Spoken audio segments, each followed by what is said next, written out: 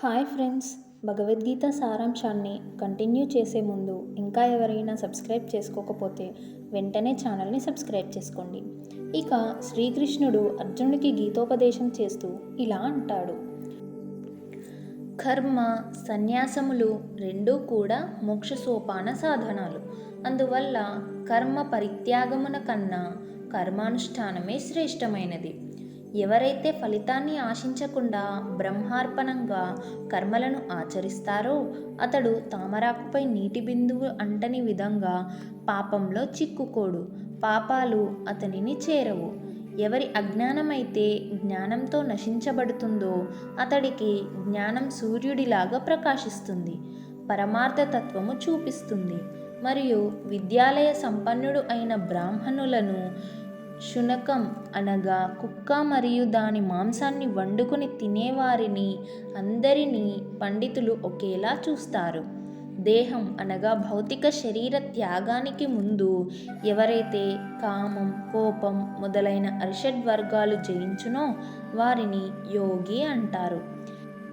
ఎవరైతే ఇంద్రియాలను జయించి దృష్టిని ధ్రుమధ్యమున నిలిపి ప్రాణాపాన వాయువులను స్తంభింపజేసి మనస్సును, బుద్ధిని స్వాధీనంలో ఉంచుకొని మోక్షం పొందుటకు ఆసక్తుడై ఉంటాడో అలాంటి వారిని ముక్తుడు అంటారు. సకల యజ్ఞ తపస్సు ఫలితాలను పొందేవానికి, సకల ప్రపంచాన్ని పాలించేవాడికి నన్ను గ్రహించిన మహనీయుడు మోక్షాన్ని పొందుతాడు. అర్జున, సన్యాసం అని దేనినైతే అంటారో దాన్నే కర్మయోగం అంటారు. అలాంటి సంకల్పం ఉనర్చజాలని వాడు యోగి కాలేడు.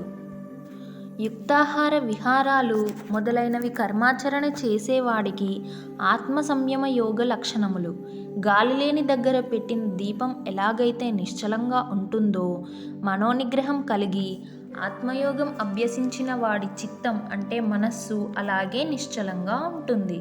ప్రతి జీవి యందు సమానమైన దృష్టి కలిగిన వాడు అన్ని జీవులను తనయందు, తనను అన్ని జీవులయందు చూసుకోగలుగుతాడు. అర్జున, ఎలాంటి వాడికైనా మనస్సుని నిశ్చలంగా ఉంచడం సాధ్యమే, కానీ దాన్ని అభ్యాస వైరాగ్యముల చేత నిరోధించవచ్చును. అర్జున, పరిపూర్ణమైన విశ్వాసంతో నన్ను ఆశ్రయించి వినయంతో ఎవరు సేవించి భజనలు చేస్తారో వాళ్ళు సమస్త లోకాల్లో ఉత్తములు. వేల కొలది ఉన్న జనంలో ఏ ఒక్కరో జ్ఞానం కొరకు ప్రయత్నిస్తున్నారు. అలా ప్రయత్నించిన అందరిలో ఒకానొకరు మాత్రమే నన్ను నిజంగా తెలుసుకోగలుగుతున్నారు. భూమి, నీరు, అగ్ని, గాలి, ఆకాశం, మనస్సు, బుద్ధి, అహంకారం అని నా మాయాశక్తి 8 విధములు అయిన భేదములతో ఉప్పియున్నది అని తెలుసుకో. అర్జున, నాకన్నా గొప్పవాడు కానీ గొప్ప వస్తువు కానీ మరేదీ ప్రపంచంలో లేదు. పూసల దండలో ఎలాగైతే అన్ని పూసలు ఒక దండలో గుచ్చబడతాయో ఆ విధంగా లోకమంతా నా యందు నిక్షిప్తమై ఉంది.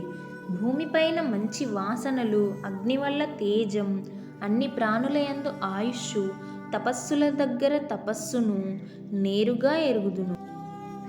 పార్థ, త్రిగుణాత్మకం దైవ సంబంధం అయిన నా మాయను అతిక్రమించలేరు. కానీ నన్ను శరణు కోరిన వారికి ఈ మాయ చాలా తేలికైనది. ఆర్తులు, తెలుసుకోవాలి అనే కోరిక ఉన్నవారు, అర్ధకాములు, జ్ఞానులు అని 4 విధాలైన పుణ్యాత్ములు నన్ను ఆశ్రయిస్తున్నారు. జ్ఞాన సంపన్నుడు అయిన మనిషి అనేక జన్మలు ఎత్తిన తర్వాత విజ్ఞాని అయి నన్ను శరణు కోరుతున్నాడు. ఎవరైతే వారి చివరి క్షణాల్లో నన్ను స్మరిస్తూ శరీరాన్ని వదులుతున్నారో వారు నన్నే చేరుతున్నారు.